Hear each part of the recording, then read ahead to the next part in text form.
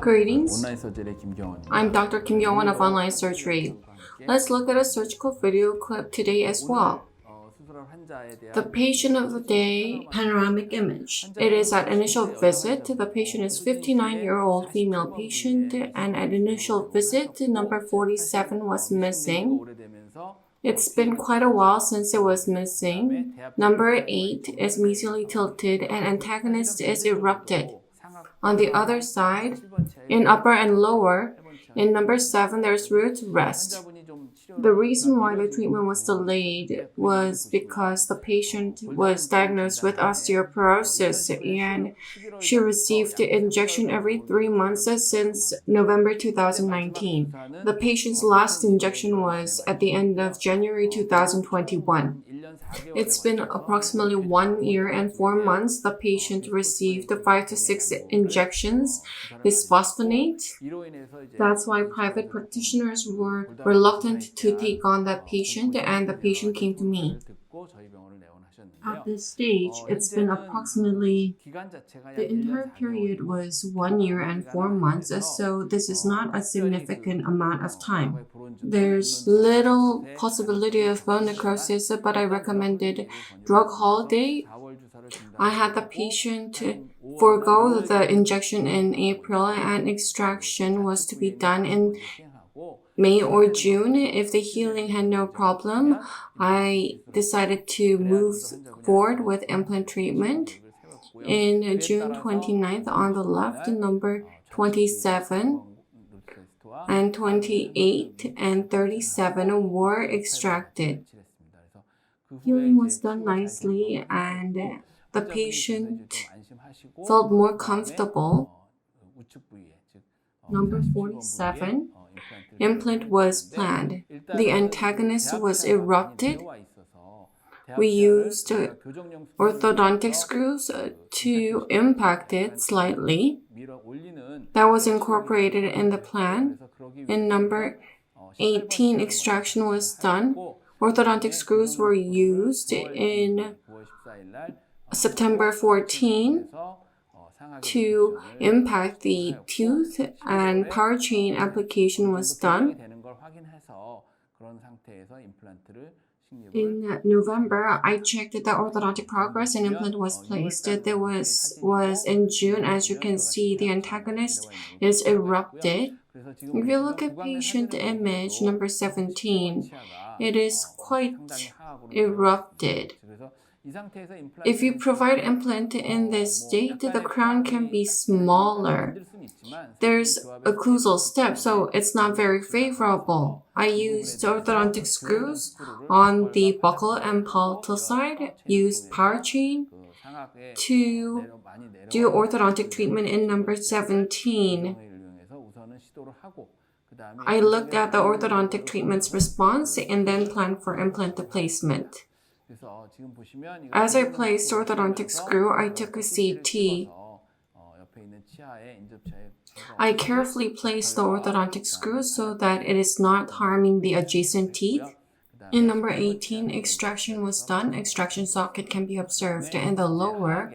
In the area where implant is going to be placed, it was missing for a significant period of time, but I don't see significant alveolar bone atrophy, so I don't believe the surgery itself will be difficult. I'm going to use one guide for the surgery. Surgical report was generated, and this is the plan. I decided to use KS3 implant 5 by 8.5. That was the plan. This is November 9th before surgery. As you can see, compared with before, the antagonist is quite impacted and there's sufficient occlusal clearance. Number 7 is slightly more inferior than 6, but it's not going to be a problem. Surgery was done. This is post-op X-ray. As planned, KS3 diameter 5 by 8.5 implant was placed. Primary stability was sufficient. Healing abutment was connected. In post-op CT, you can see that implant has been placed in the desired position. There's no problem here. In September, this is when orthodontic treatment was yet to be provided. In December 2021, before prosthesis was delivered, you can see that 2 orthodontic screws were placed, and with the power chain, the super eruption was resolved, and that there was no problem in delivering prosthesis. This is after prosthesis delivery. Because the erupted tooth was repositioned, the relation with the antagonist was good and occlusion was well formed. This is panoramic image after final delivery. The relation with adjacent teeth and prosthesis has been completed nicely. Let's look at the surgery.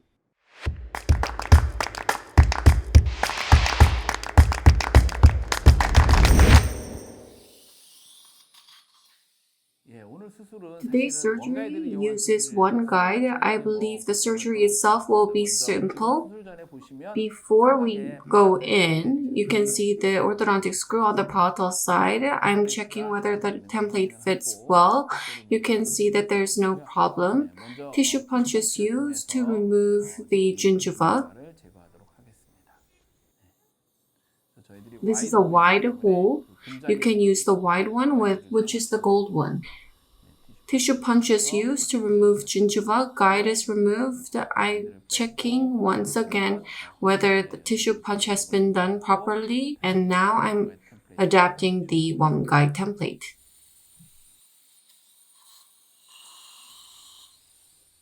Initial drill is used to make initial hole. You can see that I'm going in full length. Through pumping action, I am preventing any heat from being generated. 3.5 by 8.5 one guide drill is used to form the hole. This is being done without a problem. Pumping action is used so that saline can go in to prevent heat generation. 5.0 by 8.5 one guide drill is used to do final drilling.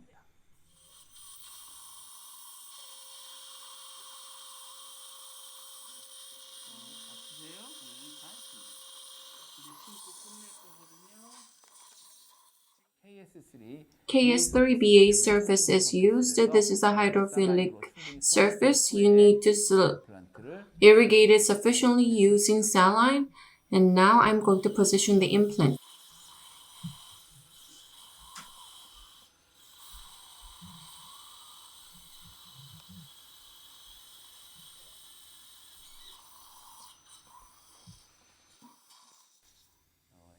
Using engine, I've placed it approximately 80%, and then using implanted driver, torque wrench is used to get the final position.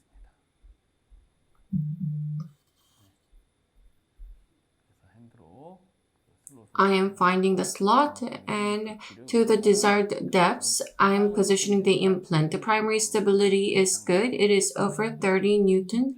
This is posterior area. I'm using the mirror to check the position and depths.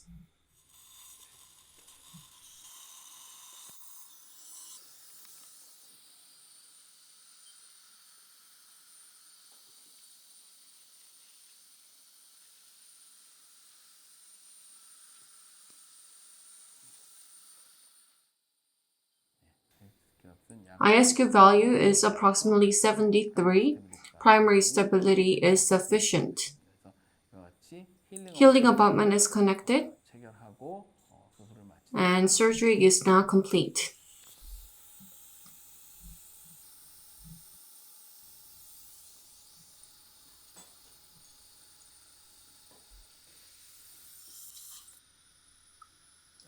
Today's surgery was about placing implant using one guide in number 47. The surgery itself was quite simple. The reason why I prepared this video is because If the tooth has been missing for a long period, antagonists can be erupted, and partial orthodontic treatment was provided using orthodontic screw to get a more ideal occlusion after implant placement. That was why I chose this case. Thank you for watching.